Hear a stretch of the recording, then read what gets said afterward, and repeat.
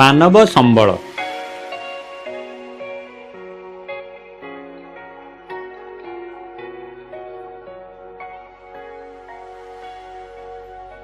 ମନୁଷ୍ୟକୁ ସ୍ୱତନ୍ତ୍ର ଭାବେ ଏକ ବିଶିଷ୍ଟ ସମ୍ବଳ ଭାବେ ବିବେଚନା କରାଯାଏ। ମନୁଷ୍ୟ ଏବଂ ତାର ପରିବେଶ ଓ ସାଂସ୍କୃତିକ ସଂଗଠନର ମିଳିତ ପ୍ରକ୍ରିୟାରେ ସମ୍ବଳର ସୃଷ୍ଟି ହୋଇଥାଏ।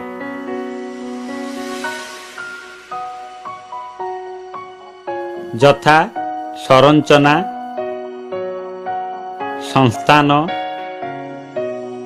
ଗୁଣବତ୍ତା ଇତ୍ୟାଦି। ଉତ୍ପତ୍ତି ଅନୁସାରେ ଜୈବ ସମ୍ବଳ। ଏହା ଜୈବ ମଣ୍ଡଳର ଅନ୍ତର୍ଗତ ସଜୀବ ବସ୍ତୁ।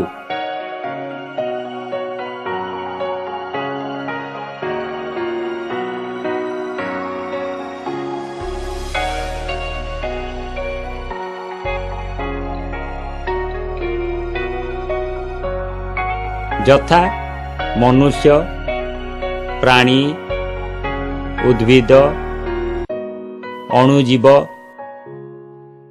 ପଶୁ ପକ୍ଷୀ,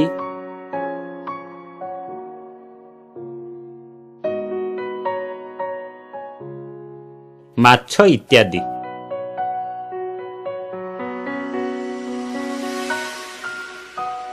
ଅଜୈବ ସମ୍ବଳ। ଏଗୁଡ଼ିକ ଅଜୈବ ବା ନିର୍ଜୀବ ବସ୍ତୁ।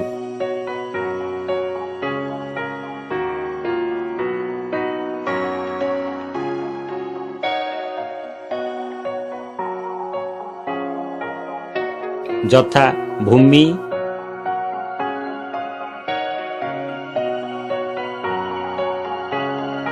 ଶିଳା, ଜଳ, ମୂର୍ତ୍ତିକା, ଖଣିଜ ପଦାର୍ଥ ଇତ୍ୟାଦି।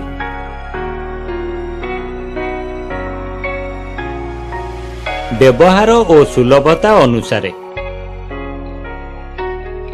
ଅସରନ୍ତି ବା ଅକ୍ଷୟ ସମ୍ବଳ।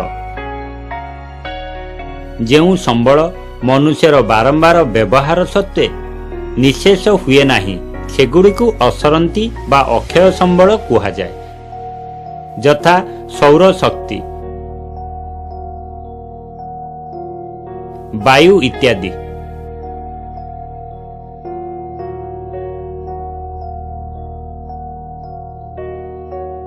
ସରନ୍ତି ବା ସୀମିତ ବା କ୍ଷୟଶୀଳ ସମ୍ବଳ। ମନୁଷ୍ୟର ବ୍ୟବହାର ଦ୍ୱାରା ଯେଉଁ ସମ୍ବଳ କ୍ରମଶଃ ହ୍ରାସ ପାଇଥାଏ କିମ୍ବା ଶେଷ ହୋଇଯିବାର ଆଶଙ୍କା ଥାଏ, ତାକୁ ସରନ୍ତି ବା ସୀମିତ ବା କ୍ଷୟଶୀଳ ସମ୍ବଳ କୁହାଯାଏ। ଯଥା ପେଟ୍ରୋଲିୟମ, କୋଇଲା, ବିଭିନ୍ନ ଖଣିଜ ପଦାର୍ଥ ଇତ୍ୟାଦି।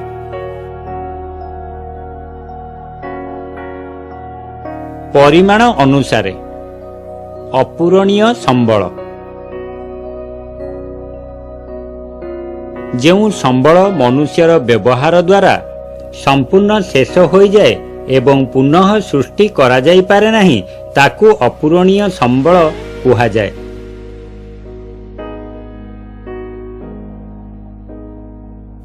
ଯଥା ଖଣିଜ ପଦାର୍ଥ, ଖଣିଜ ତୈଳ, କୋଇଲା ଇତ୍ୟାଦି।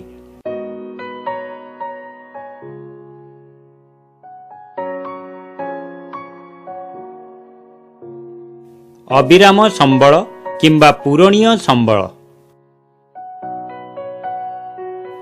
ମନୁଷ୍ୟର ବ୍ୟବହାର ଦ୍ୱାରା ଯେଉଁ ସମ୍ବଳର ପରିମାଣରେ କୌଣସି ହ୍ରାସ ପରିଲକ୍ଷିତ ହୋଇନଥାଏ, ତାକୁ ଅବିରାମ ବା ପୂରଣୀୟ ସମ୍ବଳ କୁହାଯାଏ।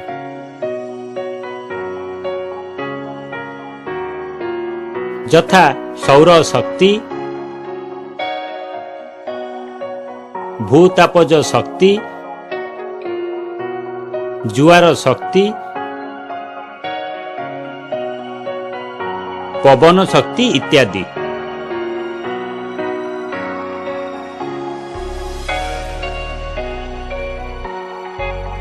ଭରଣ ଅନୁସାରେ ନବୀକରଣ ଯୋଗ୍ୟ ସମ୍ବଳ। ଯେଉଁ ସମ୍ବଳ ମନୁଷ୍ୟ ଦ୍ୱାରା ବାରମ୍ବାର ବ୍ୟବହାର ସତ୍ତ୍ୱେ ସମ୍ପୂର୍ଣ୍ଣ କ୍ଷୟ ହୁଏ ନାହିଁ ଏବଂ ବିଭିନ୍ନ ଉପାୟ ଦ୍ୱାରା ସେଗୁଡ଼ିକୁ ପୁନଃ ଭରଣ କରାଯାଇପାରିଥାଏ, ସେଗୁଡ଼ିକୁ ନବୀକରଣ ଯୋଗ୍ୟ ସମ୍ବଳ କୁହାଯାଏ।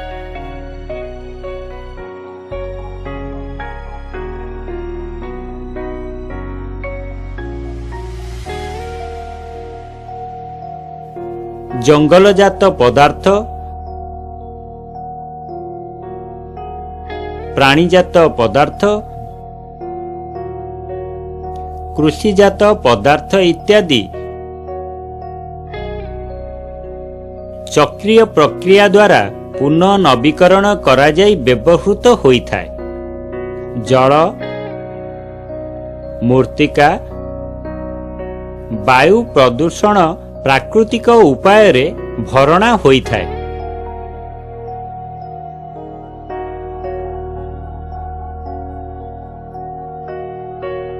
ନବୀକରଣ ଅଯୋଗ୍ୟ ସମ୍ବଳ।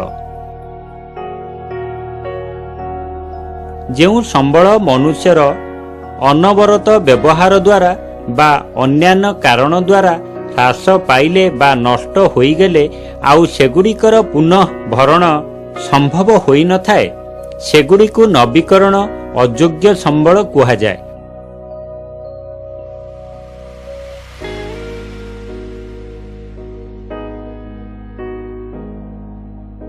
ଯଥା କୋଇଲା, ପେଟ୍ରୋଲିୟମ ଇତ୍ୟାଦି। ବଣ୍ଟନ ବା ବିତରଣ ଅନୁସାରେ